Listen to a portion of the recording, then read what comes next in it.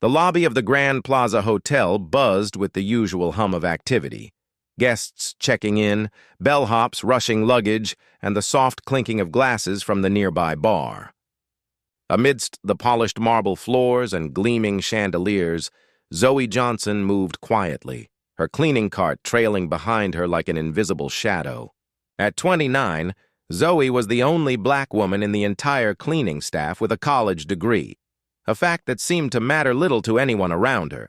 She had spent 6 years scrubbing floors, changing linens, and wiping down surfaces, all while holding on to a dream that felt increasingly distant. That afternoon, as she wiped the reception desk, her phone buzzed softly in her pocket. She glanced around nervously. Manager Richards was known for her strict rules about phone use during work hours, especially in public areas. But this call was different. It was from Professor Vanton, a linguistics expert from Amsterdam who had been mentoring Zoe remotely. The professor had promised to help Zoe secure a spot in an international program that could change her life. Zoe stepped aside, her heart pounding as she answered the call. "Hello, Professor," she whispered in flawless Dutch, her voice steady despite the adrenaline rushing through her veins. The conversation flowed naturally, the professor discussing the final details of Zoe's application and the importance of her linguistic skills. It was a moment of pride, a brief escape from the invisible role she was forced to play every day. Suddenly, the lobby fell silent around her. Zoe looked up and froze. Standing just a few feet away was Richard Coleman, the billionaire owner of the hotel chain. His eyes were fixed on her, a mixture of surprise and curiosity etched across his face. Next to him stood Manager Richards, her expression darkening with fury. Zoe's stomach twisted. She knew what was coming. The manager's voice cut through the air like a whip. "Johnson, my office. Now." There was no room for argument. The walk to the small administrative office in the basement felt endless. Zoe could feel the eyes of her colleagues on her, some filled with pity, others barely hiding their satisfaction. She was painfully aware of the invisible barrier that separated her from the rest of the staff, a barrier built on prejudice and assumptions. Inside the cramped office, Richards wasted no time. "You know the rules, Johnson. No phones during working hours, especially not in common areas." Her tone was sharp, dismissive. Zoe swallowed hard, fighting the urge to defend herself. "And speaking in what was that? French? Dutch?" Richards sneered. "I don't care if it was Martian. What matters is that Mr. Coleman saw a cleaning lady ignoring her duties to talk on the phone in the lobby." The injustice burned like acid in Zoe's chest. She knew the truth. White receptionists took personal calls regularly without consequence. But Zoe was the scapegoat, the convenient target for a system that refused to see her worth. Richards continued, her voice dripping with condescension. "I'm assigning you to the convention center bathrooms for the next 3 months. Maybe there you can practice as many languages as you want without embarrassing the hotel." Zoe's heart sank. The convention center meant double cleaning shifts after exhausting corporate events, with no overtime pay. It was a punishment, a way to remind her of her place. "Be thankful you're not being fired," Richards added coldly. That night, Zoe sat alone in her small apartment, shared with 2 fellow nurses. She stared silently at her framed linguistics degree and international certificates hanging on the peeling wall. 6 years of cleaning hotel rooms, 6 years of sending out resumes that never received a response, 6 years of interviews that ended in polite rejections. Tears welled up, but she refused to let them fall. Tomorrow, she promised herself, she would show professionalism despite the injustice. Tomorrow, she would prove them wrong. The next morning, Zoe arrived early, determined to face the day with quiet strength. But fate had other plans. The phone at the front desk rang sharply, breaking the morning calm. Zoe was called to the head receptionist, Jennifer. "Human Resources wants to see you right away," Jennifer said, her voice tinged with surprise. Zoe's heart raced as she made her way to the HR department on the top floor, a place she had never been before. The elevator ride felt surreal, surrounded by executives discussing million-dollar mergers, oblivious to the cleaning lady among them. Inside the HR office, Zoe was asked to wait. Moments later, Richard Coleman himself entered, his presence commanding the room. At 45, Coleman was a titan in the business world, known for transforming bankrupt hotels into luxury destinations. He looked directly at Zoe, his eyes sharp and assessing. "Dutch, French, Italian, and Mandarin, correct?" he asked bluntly, holding an open folder. Zoe blinked, confused. "How did you get my resume?" she asked. "I requested it from HR as soon as I heard about you yesterday," Coleman replied. "Honors degree in linguistics from Georgetown, fluent in 6 languages, and cleaning my hotel for 6 years. Zoe's mind raced. This moment was no accident. Behind that phone call in Dutch was a story far bigger than anyone suspected, a story that would expose a system of discrimination hiding extraordinary talent behind brooms and cleaning products. If this story of prejudice in the workplace stirs your indignation, stay with us to find out how a simple phone call in a foreign language became the catalyst for a turnaround no one could have predicted. For a few seconds, the office was silent. Zoe stood still, processing the weight of Coleman's words. He knew who she really was, not just the invisible woman in a cleaning uniform, but a highly qualified professional trapped by systemic bias. 6 years, Coleman repeated, closing the file and crossing his arms. "May I ask why a Georgetown-educated linguist is cleaning my bathrooms instead of working on international translations?" Zoe took a deep breath. "I sent 47 resumes to the International Relations Department. All ignored. I tried for an internal transfer 12 times, always denied. By whom?" Coleman pressed. "Manager Richards and Mr. Whitmore, the director of operations," Zoe answered quietly. Coleman wrote down the names without blinking. "Whitmore constantly complains about the lack of multilingual staff for our international clients, especially for Asian conferences." What Coleman didn't say was that he had noticed a disturbing pattern. 3 months earlier, he had hired a consulting firm to investigate why his East Coast hotels had alarming turnover rates among qualified non-white employees. "Zoe, I'll be blunt," Coleman said. "Tomorrow, a trade conference with Dutch and Chinese business executives begins. I need someone fluent in both languages who understands cultural nuances. And you want me to clean their rooms?" Zoe's sarcasm slipped out. "Exactly," Coleman smiled briefly. "I want you to be our international relations coordinator for the event temporarily. Salary $5,000 a week starting today." Zoe almost dropped her purse. It was more than she earned in 3 months. "Why me? There are hundreds of qualified candidates." "Because I heard you speaking Dutch like a native. Because you have the qualifications I need. And because I suspect something very wrong is going on in my company." An hour later, Zoe stepped into the elevator with a new badge and full access to the hotel systems. On her way to HR to finalize the paperwork, she ran into Manager Richards. The shock on the woman's face was priceless. "Johnson, what are you doing on this floor without a uniform?" "Ms. Richards, International Relations Coordinator, at the direct request of Mr. Coleman," Zoe replied, her tone professional. Richards paled. "Impossible. You don't have the qualifications to Georgetown." "Fluent in 6 languages, including Mandarin and Dutch," Zoe interrupted calmly. "My resume has been in the hotel's files for 6 years, along with my 12 transfer requests." As Richard stammered, Zoe continued on her way.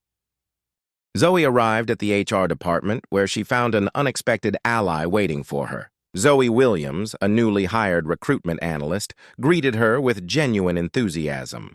"I saw your file when I started 3 months ago," she said quietly, "and I couldn't understand why someone with your qualifications was stuck in housekeeping." Zoe confided in her about the repeated attempts to transfer and the constant roadblocks she faced. "I even tried talking to Whitmore," she said, "but he cut me off immediately." Zoe Williams nodded knowingly. "I've been trying to get through to him too, but he's very protective of the status quo." That afternoon, as Zoe prepared for the upcoming conference in the VIP room, she noticed something troubling. The event documents contained translations in Mandarin that were not only incorrect but also culturally inappropriate, errors that could cause serious diplomatic misunderstandings.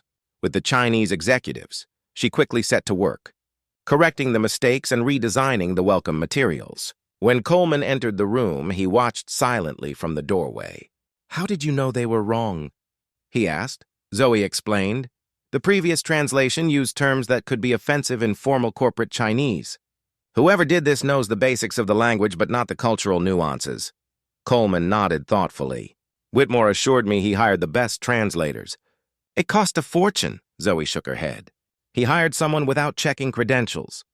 It's a critical error in the translation of a partnership proposal." The next day, the conference began. Zoe moved gracefully among the international business executives, effortlessly switching between Dutch and Mandarin. She mediated conversations and facilitated connections that would normally take days to establish. During a break, Whitmore approached her. His smile didn't reach his eyes. "Miss Johnson, I'm impressed. Richards clearly misjudged your potential." "Thank you, Mr. Whitmore," Zoe replied, maintaining her professionalism.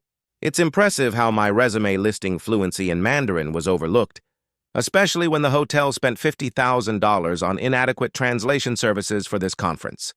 Whitmore's smile froze. "There must be some misunderstanding. I received confirmation of receipt of every email over the last 6 years," Zoe interrupted calmly, "including those alerting you to critical errors in the translations contracted for Asian events." What Whitmore didn't realize was that Zoe had access to the translation contract records. The company hired for the translations belonged to Whitmore's niece, who had no proven experience in formal Mandarin, but charged expert rates. Worse, all previous translations contained similar errors that could have cost millions in lost business. On the third day of the conference, something unexpected happened.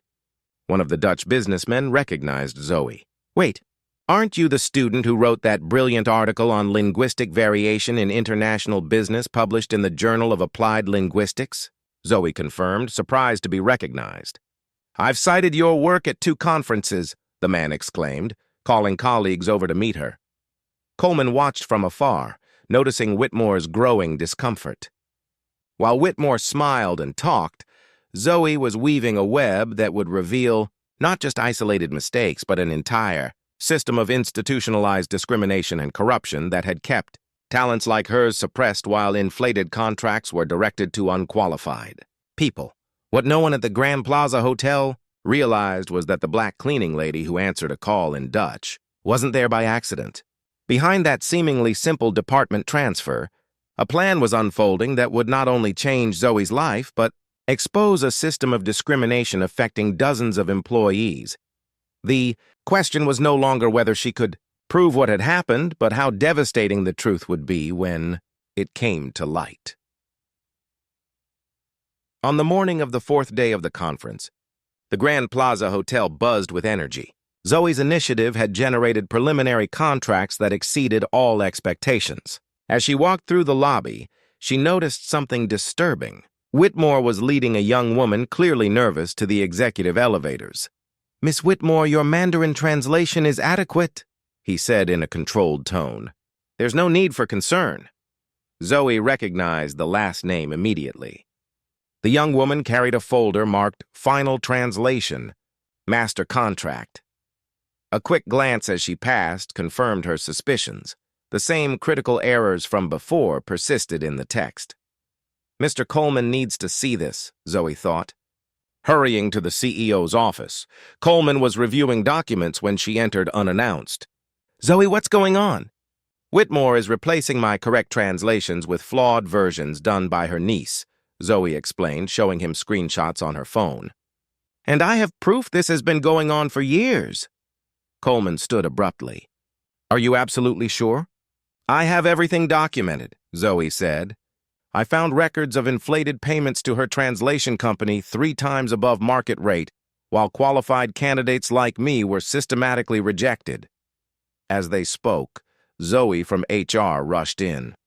"Mr. Coleman, sorry to interrupt, but I found something you need to see right away," she said, handing him a folder. Hiring records for the last 5 years revealed a consistent pattern of rejecting qualified non-white candidates, especially women. Coleman flipped through the documents, his face hardening with each page. The outside investigation had detected something, but this This was systematic. At that moment, Whitmore entered the office without knocking, interrupting the conversation. Richard, the Dutch are ready to sign, but they're asking about some inconsistencies in the translations.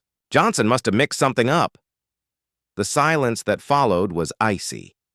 Coleman walked slowly to the door and closed it. Thomas, I'm seeing payment records for $50,000 for incompetent translations while we have qualified employees cleaning bathrooms, he said, his voice dangerously calm. Any explanation? Whitmore paled visibly. I don't know what you're talking about. We hire the best. Her niece, Thomas Coleman, interrupted with zero experience in formal Mandarin. She has a certification fake. Zoe finished placing a printed email on the table. I just confirmed with Peking University they never certified Ashley Whitmore. Whitmore shot Zoe a look of pure hatred. You're nobody. A cleaning lady who thinks she can play with the big boys. Ph.D. in applied linguistics from Georgetown, Zoe corrected calmly. With 6 international publications all in the HR files. You've lost repeatedly, Thomas Coleman interjected. I've called an emergency board meeting in 30 minutes. By then, I want her resignation letter on my desk. You can't be serious, Whitmore laughed nervously. Because of this, choose your next words with extreme care, Coleman warned. 2 hours later, the executive auditorium was packed. All managers, supervisors, and directors had been summoned urgently. In the front row, Dutch and Chinese business executives waited curiously. Richards, the cleaning manager, looked confused. Sitting next to other department managers, Coleman took the stage, Zoe at his side. Today, we discovered a systematic scheme of discrimination and nepotism that has cost this company millions, he announced gravely.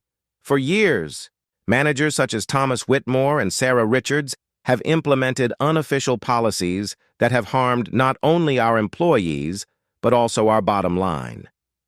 A presentation began behind him, showing comparative charts of employee qualifications versus positions, hiring and rejection statistics by race and gender, and overpriced contracts with companies linked to managers' family members. Ms. Johnson, whom some of you knew only as a cleaning lady, saved our company from a diplomatic and financial disaster this week by correcting translations that would have cost millions in contractual misunderstandings, Coleman continued. The Asian businessman nodded in recognition, some applauding quietly. As a result of this investigation, Thomas Whitmore has been terminated for cause, Coleman announced. Sarah Richards is suspended while we complete our investigation into her involvement, and effective immediately. We are implementing a complete audit of all hiring and promotions over the past 5 years. The room fell into shocked silence. Richards, now pale, stared at the floor. Finally, Coleman smiled slightly. I am pleased to announce that Dr. Zoe Johnson is being named our new Global Director of Internal Communications, overseeing all of our multilingual operations. The auditorium erupted in applause, some hesitant, many enthusiastic, especially from the cleaning crew sitting in the back, who applauded with tears in their eyes. As she left the stage, Zoe noticed Whitmore being escorted out of the building by security guards. His face contorted into a mask of impotent rage. As he passed Zoe, he muttered, "You won't last a month." Zoe just smiled serenely. In the pocket of her newly acquired blazer was a recording device, the same one that had captured every threat and racist comment Whitmore had whispered over the past few days as he desperately tried to cover up his scheme. That night, in her new office overlooking the city, Zoe finally allowed herself to cry. They weren't tears of sadness, but of deep catharsis. 6 years of cleaning hallways while her potential was denied. 6 years of your resume must have gotten lost, and maybe you're not a good cultural fit. She picked up the phone and called her mother, who had sacrificed everything to pay for her education. I did it. Mom, she said simply, her voice breaking. The voice on the other end of the line was quiet, but Zoe could hear the pride and relief in her mother's words. I always knew you would, Zoe. You were never meant to be invisible. That call was more than just a personal victory. It was a testament to the countless others who had been overlooked, underestimated, and dismissed. Zoe's journey was a beacon of hope for those still trapped in the shadows, waiting for their chance to shine. But the real transformation was only beginning. In the weeks that followed, the ripple effects of Zoe's breakthrough spread throughout the Grand Plaza Hotel and beyond. The scandal involving Whitmore and Richards had shaken the very foundations of the company, forcing executives to confront uncomfortable truths about systemic discrimination and nepotism. Zoe's new role as Global Director of Internal Communications was not just a title. It was a mandate to rebuild the company from the inside out. She spearheaded the creation of the Invisible Talents Program, an initiative designed to identify and promote qualified employees who had been overlooked due to bias. The program's pilot phase was a resounding success. Within 6 months, 147 employees with skills in languages, finance, management, and technology were identified, 83% of them Black, Latino, or from other minority groups. The financial impact was undeniable. Outsourcing translation costs dropped by 78%. International customer satisfaction rose by 42%. And the company's diversity ratings soared to the top of the industry. Zoe's vision was clear. True justice wasn't just about punishing those who discriminated, but about creating systems where prejudice had no place to hide. Meanwhile, the fallout for those who had perpetuated the old ways was swift and severe. Sarah Richards, who had once wielded her power to suppress talent, was demoted and transferred to manage laundry at a second-rate property, a daily humiliation for someone who had rejected potential based on prejudice. Thomas Whitmore's reputation was permanently tarnished. No luxury hotel would hire him after the allegations of discrimination and embezzlement surfaced. Rumor had it he was now working as a night manager at a roadside motel in Arizona.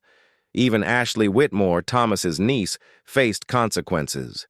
She returned all inflated payments and enrolled in a professional ethics program. Ironically, she was now studying Mandarin with a scholarship created by the Coleman Foundation for Inclusive Language Education, a foundation Zoe had helped establish. The Invisible Talents program continued to grow, expanding to include an internal mentoring system. Each promoted employee committed to identifying and supporting others with potential, creating a cycle of empowerment and opportunity. Zoe's story became a symbol of change, inspiring employees across the hospitality industry to challenge the status quo and demand fairness. One day, as Zoe prepared for a conference call with regional managers, she reflected on how far she had come. Her office on the 32nd floor overlooked the sprawling city below, a far cry from the cramped apartment she once shared. A discreet plaque on her door read, "Dr. Zoe Johnson, Vice President of Diversity and International Relations." The salary was impressive, but the real power lay in the ability to influence change and open doors for others. During the call, Zoe presented the latest results of the Invisible Talents program. The numbers were staggering: increased employee retention, improved customer satisfaction, and a more inclusive workplace culture. Coleman, now a close ally, nodded approvingly. "This is just the beginning," he said. "We're not just fixing one hotel, we're setting a new standard for the entire industry." Zoe smiled, knowing the road ahead would be challenging but hopeful. Her mother's words echoed in her mind. "Your worth is not dependent on their recognition." Zoe had proven that true. Greatness wasn't about overcoming barriers alone, but about ensuring the doors remained open for everyone who came after. As the call ended, Zoe received an unexpected message, a postcard from Amsterdam and a letter offering her a visiting professorship at a prestigious University of Applied Linguistics. Professor Vanton, the mentor who had made that fateful call in Dutch, had been following her meteoric rise. Zoe chuckled softly. "I have Richards to thank for punishing me that day," she thought. If she had simply given me a warning, I might still be cleaning the same rooms. My degree gathering dust. The next day, Zoe officially launched a scholarship fund for hotel employees and their children, financed in part by her new salary. The first beneficiary was the daughter of a former cleaning colleague who dreamed of studying hotel management. What began as a phone call in Dutch had sent ripples far beyond the Grand Plaza Hotel, far beyond the hospitality industry. The message was clear: talent exists everywhere. What is lacking are opportunities and recognition. True justice is not just punishing those who discriminate, but rebuilding entire systems so prejudice has nowhere to hide. Zoe's sweetest revenge was not seeing her antagonist fall, but watching hundreds of people like her finally rise. Her story was a powerful reminder that the greatest strength lies in lifting others as you climb. And as Zoe looked out over the city skyline, she knew this was only the beginning of a revolution, one that would change lives, industries, and communities for generations to come. If this story moved you, if it made you reflect on how silent prejudice can stifle extraordinary talent, share your thoughts. Join the conversation, because change starts with awareness, and awareness starts with stories like Zoe's. Remember, your worth is never defined by those who fail to see it. In the weeks that followed Zoe's rise, the atmosphere at the Grand Plaza Hotel began to shift. The once rigid walls of hierarchy and prejudice started to crack, revealing a new culture of possibility and inclusion. Employees who had long felt invisible now found their voices amplified, their talents recognized and celebrated. Zoe's office became a hub of activity, a place where ideas for change were born and nurtured. She met regularly with department heads, HR teams, and diversity advocates, pushing for policies that would ensure fairness and opportunity for all employees, regardless of race, background, or position. One of her first initiatives was to establish anonymous reporting channels for discrimination and harassment. She knew from experience how difficult it was to speak out when your job felt precarious and your voice unheard. The new system gave employees a safe space to share their stories without fear of retaliation. The impact was immediate. Reports poured in, revealing patterns of bias that had been ignored for years. Zoe worked closely with legal and compliance teams to investigate each case thoroughly, ensuring accountability and transparency. But Zoe's vision extended beyond just addressing problems.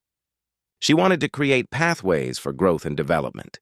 The Invisible Talents program expanded to include training workshops, mentorship pairings, and leadership development courses tailored to underrepresented groups. One afternoon, Zoe sat down with Marcus, a young bellhop who had recently been promoted to supervisor. Marcus had always been a natural leader, but his potential had been overlooked because of his background and lack of formal education. "Zoe, I can't thank you enough," Marcus said, his eyes shining with gratitude. "This program gave me a chance I never thought I'd have." Zoe smiled warmly.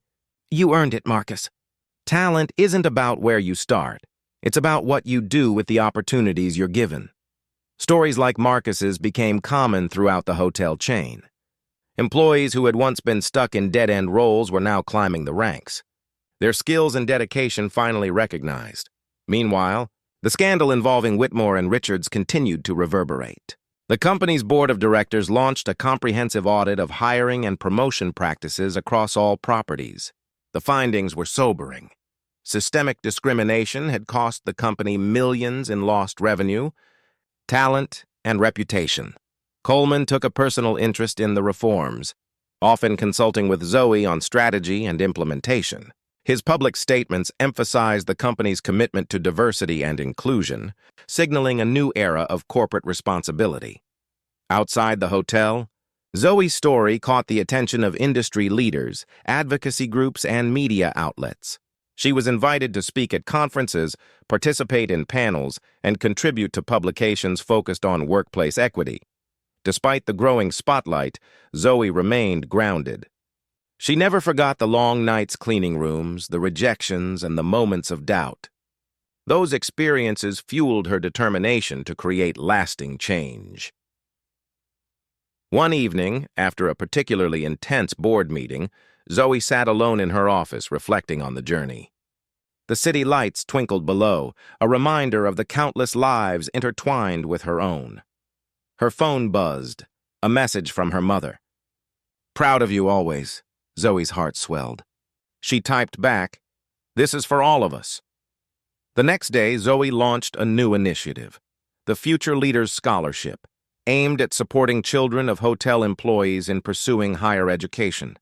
The program was funded through a combination of corporate sponsorships, donations, and a portion of the company's profits.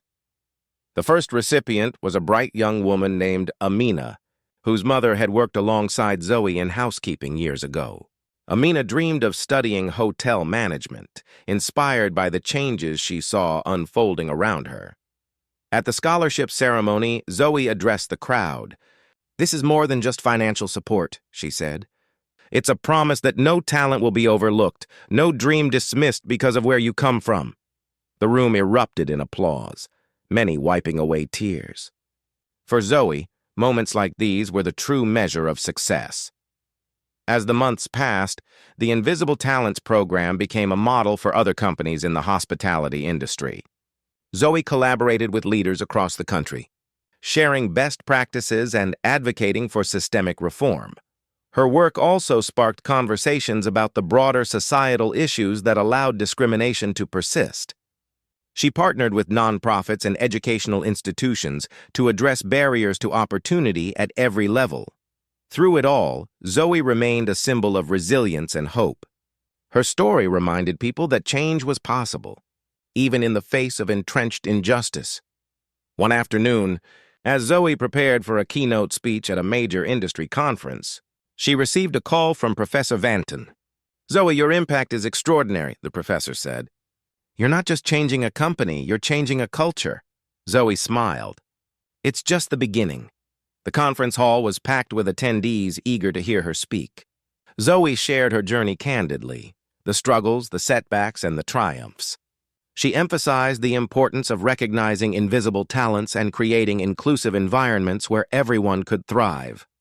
Her words resonated deeply, sparking a wave of commitment among industry leaders to prioritize diversity and equity. After the speech, Zoe was approached by a young woman who introduced herself as a recent college graduate. "Your story inspired me," she said. "I want to work in hospitality, but I'm worried about the barriers I'll face." Zoe took her hand. "Barriers exist, but they're meant to be broken. Keep pushing, and don't let anyone tell you your dreams aren't valid." That night, as Zoe returned to her apartment, she reflected on the journey that had brought her here. From the cleaning carts in the hotel lobby to the boardrooms and conference stages, every step had been a testament to perseverance and belief in oneself. She knew the road ahead would still have challenges, but she was ready, not just for herself, but for all those who would follow, because true change wasn't just about one person's success. It was about opening doors and lighting the way for others, and Zoe Johnson was determined to keep that light burning bright.